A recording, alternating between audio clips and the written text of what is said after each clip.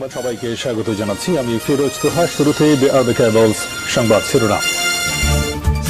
বাংলাদেশের সর্বশেষ গুরুত্বপূর্ণ আপডেট সংবাদ আপনাকে স্বাগত। শুরুতেই সংবাদ শিরোনাম, পরে বিস্তারিত। শুরুতেই জানাবো, সীমান্তে উত্তেজনা, নাপ নদীতে সতর্কতা জারি করে মাইকিং।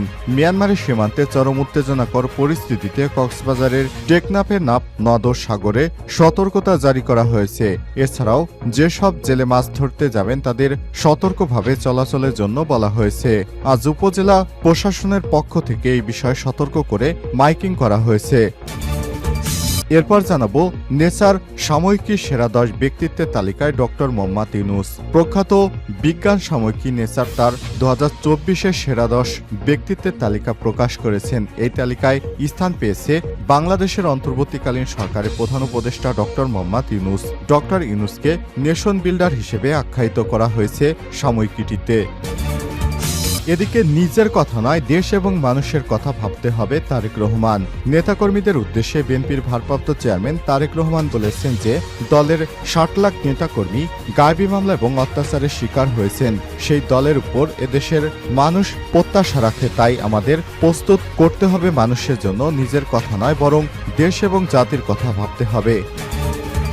এবারে জানাবো, ডিএমপি সাবেক ডিসি জসিম সহ 4 পুলিশ কর্মকর্তা বরখাস্ত। ঢাকা মহানগর পুলিশ ডিএমপির মিরপুর বিভাগের সাবেক উপপুলিশ কমিশনার ডিসি জসিম উদ্দিন মোল্লা, গুলশান বিভাগের সাবেক অতিরিক্ত উপপুলিশ কমিশনার ডিসি মোহাম্মদ রফিকুল ইসলাম সহ 4 পুলিশ কর্মকর্তাকে বরখাস্ত করা হয়েছে। এবারে জানাবো, জাতিসংঘ মানবাধিকার পরিষদের ভাইস প্রেসিডেন্ট হিসেবে নির্বাচিত হয়েছে বাংলাদেশ। 2025 সালের জন্য সর্বসম্মতিক্রমে জাতিসংঘ মানবাধিকার পরিষদের ভাইস প্রেসিডেন্ট হিসেবে দায়িত্ব পালনের জন্য নির্বাচিত হয়েছে বাংলাদেশ। আজ মঙ্গলবার 10 ডিসেম্বর বিকেলে মানবাধিকার পরিষদের এক সভায় এই সিদ্ধান্ত গ্রহণ করা হয়েছে। এবং সর্বশেষ জানাবো, রোহিঙ্গা সংকট নিয়ে আন্তর্জাতিক সম্মেলনের পরিকল্পনা আছে বলেন প্রেস সচিব। গত 2.5 মাসে সাম্প্রদায়িক সহিংসতার ঘটনায় দেশে মোট 88টি মামলা দায়ের করা হয়েছে। এসব মামলায় 70 জন গ্রেপ্তার হয়েছে বলে জানিয়েছেন প্রধান উপদেষ্টার প্রেস সচিব শফিকুল আলম। আজ 10 ডিসেম্বর সন্ধ্যায় ফরেন সার্ভিস একাডেমিতে এক প্রেস ব্রিফিং এসব কথা বলেন। এসব তথ্য বাংলাদেশ হিন্দু বৌদ্ধ খ্রিস্টান ঐক্য পরিষদ এবং সরকারি আইনশৃঙ্খলা বাহিনীর যৌথ সূত্র থেকে পাওয়া গেছে বলে জানান প্রেস সচিব। প্রিয় দর্শক, এতক্ষণ শুনছিলেন সংবাদ শিরোনাম, এবারে বিস্তারিত। তবে তার আগে বন্ধুরা, অনুরোধ থাকবে এই সংবাদটিতে একটি লাইক দিন। এই চ্যানেলে আপনি নতুন হয়ে থাকলে আমাদের সংবাদটি দেখতে দেখতে চ্যানেলটি সাবস্ক্রাইব করে রাখুন। কমেন্ট করে আপনার মূল্যবান মতামত জানিয়ে দিন আপনি বিশ্বের কোন দেশ থেকে বা বাংলাদেশের কোন স্থান থেকে আমাদের সংবাদটি দেখছেন এবং শুনছেন। এবারে বিস্তারিত। সীমান্তে উত্তেজনা, নাপ নদীতে সতর্কতা জারি করে মাইকিং। মিয়ানমারের সীমান্তে চরম উত্তেজনাকর পরিস্থিতি, কক্সবাজারের টেকনাফের নাপনদ ও সাগরে সতর্কতা জারি করা হয়েছে। এছাড়া যেসব জেলে মাছ ধরতে যাবে তাদের সতর্কতাভাবে চলাচলের জন্য বলা হয়েছে। সোমবার ও মঙ্গলবার 9 ও 10 ডিসেম্বর উপজেলা প্রশাসনের পক্ষ থেকে বিষয়ে সতর্কতা করে মাইকিং করা হয়েছে। টেকনাফ উপজেলা নির্বাহী কর্মকর্তা ইউএনও শেখ এহসান উদ্দিন বলেছেন, মিয়ানমারের রাখাইন রাজ্যে চলমান সংঘাত ও বর্তমান উত্তেজনাকর পরিস্থিতিতে সীমান্তে অনুপ্রবেশ ঠেকাতে নাপ নদীতে border guard of Bangladesh, BGB ও কোস্টগার্ডের সদস্যদের টহল জোরদার করা হয়েছে। সীমান্ত এমন পরিস্থিতিতে নাপনদ ও সাগরে জেলেদের নৌযান নিয়ে চলাচলের সতর্কতা জারি করা সহ জেলেদের মাছ ধরার ক্ষেত্রে সতর্কভাবে চলাচল করতে বলা হয়েছে। এ সময় তিনি বলেছেন, মিয়ানমার জলসীমার দিকে না যাওয়ার জন্য টেকনাফের ফিশিং ট্রলার মালিকদের বলা হয়েছে। এছাড়াও বলা হয়েছে যে নাপ নদী ও সীমান্ত এলাকায় এই মুহূর্তে অতি ঝুঁকিপূর্ণ। বিষয়ে বিজিবির অনুরোধে উপজেলা প্রশাসনের পক্ষ থেকে মাইকিং করা হয়েছে। মঙ্গলবার বিজিবি 2 টেকনাফ ব্যাটালিয়নের ভারপ্রাপ্ত অধিনায়ক মেজর সৈয়দ ইশতিয়াক মুর্শেদ এক বিবৃতিতে বলেছেন, মিয়ানমারের রাখাইন রাজ্যে উদ্ভূত পরিস্থিতিতে টেকনাফ 2 বিজিবি ব্যাটালিয়ন নাপ নদীতে টহল জোরদার করেছে। সীমান্তে নিশ্চিদ্র নিরাপত্তায় বিজিবি দিনরাত জলে ও স্থলে টহল পরিচালনা করছে এবং সোচ্চার রয়েছে। এছাড়াও সীমান্তের যে কোনো পরিস্থিতি মোকাবেলায় বিজিবি সর্বোচ্চ সতর্ক অবস্থানে রয়েছে। নেচার সাময়িকী সেরা 10 ব্যক্তির তালিকায় ডক্টর মোহাম্মদ ইউনূস। প্রখ্যাত বিজ্ঞান সাময়িকী নেচার তার 2024-এর সেরা 10 ব্যক্তিত্বের তালিকা প্রকাশ করেছেন। এই তালিকায় স্থান পেয়েছে বাংলাদেশের অন্তর্বর্তীকালীন সরকারের প্রধান উপদেষ্টা ডক্টর মোহাম্মদ ইউনূস। ডক্টর ইউনূসকে ন্যাশন বিল্ডার হিসেবে আখ্যায়িত করা হয়েছে সাময়িকীটিতে। গতকাল সোমবার 9 ডিসেম্বর নেসার সাময়িকীর ওয়েবসাইটে এই তালিকা প্রকাশ করা হয়। সেখানে বলা হয়েছে, বিজ্ঞান, প্রযুক্তি, প্রকৌশল ও চিকিৎসার ক্ষেত্রে গুরুত্বপূর্ণ অবদান রেখে কিভাবে গবেষকরা পৃথিবীকে গড়ছেন তার স্বীকৃতি এই তালিকা। নেসার বার্ষিক তালিকায় এবছর প্রথম স্থান পেয়েছে আবহাওয়ার পূর্বাভাসের নতুন ধারণা থেকে শুরু করা একটি জাতিকে নেতৃত্ব দেওয়ার বিষয়। সাময়িকীটি বলছে, ডক্টর মোহাম্মদ ইউনূস একটি জাতিকে নেতৃত্ব দেওয়ার কঠিন দায়িত্ব হাতে নিয়েছেন। এটা খুবই চ্যালেঞ্জিং বিষয়, কারণ 6টা দশকের পেশাজীবনে তিনি কখনোই রাষ্ট্র পরিচালনা দায়িত্ব পালন করেননি।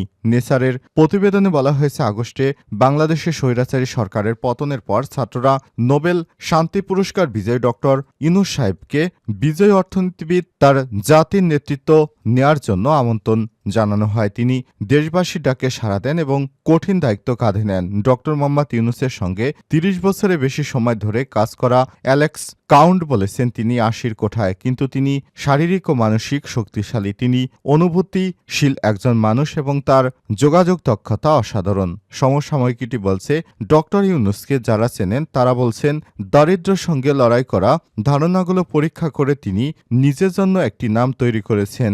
দেশ গড়ার দায়িত্ব নেওয়ার পর তার কাজ হবে গবেষণার মাধ্যমে সিস্টেমকে বোঝা এবং নীতি তৈরি করা। ডক্টর ইউনূস বাংলাদেশের চট্টগ্রামে জন্মগ্রহণ করেন। 1960-এর দশকে যুক্তরাষ্ট্রে যান এবং পরিবেশগত অর্থনীতির অন্যতম প্রতিষ্ঠাতা নিকোলাস জর্জ রোগেনের অধীনে পড়াশোনা করেন এবং তার যুগান্তকারী উদ্ভাবন হল ক্ষুদ্র ঋণ। এর মাধ্যমে তিনি দেখিয়েছেন, সঠিক ব্যবস্থাপনা থাকলে ক্ষুদ্র ঋণ সমাজের সবচেয়ে দারিদ্র অংশের জীবন বদলে দিতে পারে। নিজের কথা নয়, দেশ এবং মানুষের কথা ভাবতে হবে। তারেক রহমান নেতাকর্মীদের উদ্দেশ্যে বিএনপির ভারপ্রাপ্ত চেয়ারম্যান তারেক রহমান বলেছেন, যে দলের 60 লাখ নেতাকর্মী গায়েবী মামলা অত্যাচারের শিকার হয়েছে, সেই দলের উপর এদেশের মানুষ প্রত্যাশা রাখে। তাই আমাদের প্রস্তুত করতে হবে মানুষের জন্য, নিজের কথা নয়, আমাদের দেশ এবং মানুষের কথা ভাবতে হবে। মঙ্গলবার 10 ডিসেম্বর সন্ধ্যায় কুমিল্লায় বিএনপি নেতাকর্মীদের অংশগ্রহণে আয়োজিত এক প্রশিক্ষণ কর্মশালায় ভার্চুয়ালি যুক্ত হয়ে তিনি সব কথা বলেন। নগরের টুলিপাড়া এলাকায় অবস্থিত একটি বিনোদন কেন্দ্রের মিলনায়তনে রাষ্ট্রকাঠামো মেরামতের 31 দফা ও জনসম্পৃক্তি শীর্ষক এই কর্মশালার আয়োজন করে কুমিল্লা বিভাগীয় সাংগঠনিক বিএনপি। এদিকে বেলা 11টার দিকে কর্মশালার উদ্ভাবক হিসেবে বক্তব্য দেন বিএনপির স্থায়ী কমিটির সদস্য খন্দকার মোশাররফ হোসেন। প্রধান অতিথির বক্তব্যে তারেক রহমান আরও বলেন, বিএনপির এর উপর মানুষের আস্থা ধরে রাখতে নেতাকর্মীদের কাজ করতে হবে। বিএনপির নেতাকর্মীদের কাজ করতে হবে দেশ এবং দেশের মানুষের জন্য। কর্মশালায় কুমিল্লা বিভাগীয় বিএনপির আওতাধীন কুমিল্লা দক্ষিণ ও উত্তর জেলা, কুমিল্লা মহানগর, চাঁদপুর, ব্রাহ্মণবাড়িয়া জেলা বিএনপির বিভিন্ন পর্যায়ে প্রায় 6.5 শতাধিক নেতাকর্মী অংশগ্রহণ করেন। বিএনপির কুমিল্লা বিভাগীয় সাংগঠনিক সম্পাদক সেলিম ভূঁইয়ার সভাপতিত্বে কর্মশালা পরিচালনা করছেন বিএনপির প্রশিক্ষণ বিষয়ক সম্পাদক ও এবিএম মোশাররফ হোসেন। ডিএমপির সাবেক ডিসি জসিম সহ 4 পুলিশ কর্মকর্তা বরখাস্ত। ঢাকা মহানগর পুলিশ ডিএমপির মিরপুর বিভাগের সাবেক উপপুলিশ কমিশনার ডিসি জসিমউদ্দিন মোল্লা, গুলশান বিভাগের সাবেক অতিরিক্ত উপপুলিশ কমিশনার এডিসি মোহাম্মদ রফিকুল ইসলাম সহ 4 পুলিশ কর্মকর্তাকে বরখাস্ত করা হয়েছে। সাময়িক বরখাস্ত অন্য কর্মকর্তারা হলেন ট্রাফিক যাত্রাবাড়ি জোনের সহকারী police commissioner AC Tanzil Ahmed এবং এপিবিএনের সহকারী পুলিশ সুপার মোহাম্মদ রফিকুল ইসলাম। মঙ্গলবার 10 ডিসেম্বর স্বরাষ্ট্র মন্ত্রণালয়ের জননিরাপত্তা বিভাগের পুলিশ শাখা 1-এর সিনিয়র সচিব ডক্টর মোহাম্মদ আব্দুল মোমেনের স্বাক্ষরিত পৃথক 4টি প্রজ্ঞাপনে সব তথ্য জানানো হয়েছে। প্রজ্ঞাপনে বলা হয়েছে, ডিএমপির সাবেক ডিসি ও বর্তমান রংপুর রেঞ্জ ডিআইজির কার্যালয়ে সংযুক্ত মোহাম্মদ জসিমউদ্দিন মোল্লাকে আন্তর্জাতিক অপরাধ ট্রাইব্যুনালের আইনের অপরাধের অভিযোগে অভিযুক্ত হয় গ্রেপ্তারি পরোয়ানা জারি করা হয়। গত 30 অক্টোবর রংপুর থেকে তাকে গ্রেপ্তার করা হয়েছে। যেহেতু জসিমউদ্দিন মোল্লাকে সরকারি চাকরি আইন 2018 এর 57 আইন এবং 39/2 ধারা অনুযায়ী 30 অক্টোবর থেকে সরকারি চাকরি হতে সাময়িক বরখাস্ত করা হলো। সাময়িক বরখাস্তকালীন তিনি বিধি অনুযায়ী খোরপোশ ভাতা প্রাপ্ত হবেন। গুলশান বিভাগের সাবেক এডিসি মোহাম্মদ রফিকুল ইসলামকে নিয়ে প্রজ্ঞাপনে বলা হয়েছে, বাড্ডা থানার মামলায় গত 18 অক্টোবর গ্রেপ্তার করে তাকে আদালতে পাঠানো হয়েছে। যেহেতু রফিকুল ইসলাম সরকারি চাকরি 2018 এর 57 আইন ৩৯/২ ধারায় বিধান অনুযায়ী ১৮ অক্টোবর থেকে সরকারি চাকরি হতে সাময়িক বরখাস্ত করা হলো। সাময়িক বরখাস্তকালীন রফিকুল ইসলামকে চট্টগ্রাম রেঞ্জ ডিআইজির কার্যালয়ে সংযুক্ত থাকবেন এবং বিধি অনুযায়ী খোরপোশ ভাতা প্রাপ্ত হবেন। বাকি দুইজনের ক্ষেত্রেও একই কথা বলা হয়েছে।